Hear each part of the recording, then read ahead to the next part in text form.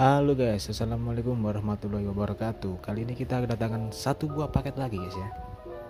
Nah, jadi kemarin di event 12-12 itu kan banyak banget barang-barang murah, dan ini adalah salah satu barang yang saya beli dari marketplace. Nah, di sini bisa dilihat antar aja, artinya saya belinya di Bukalapak guys ya.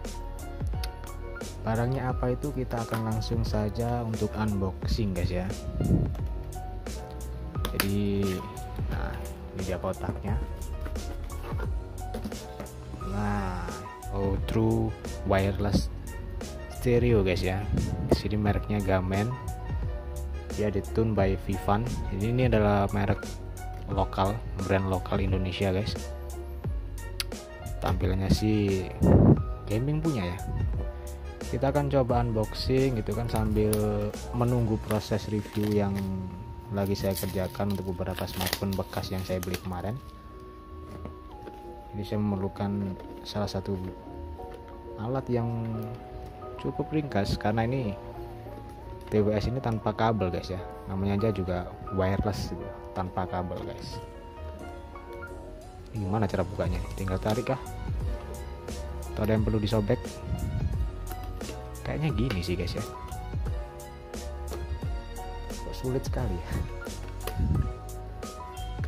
Oke.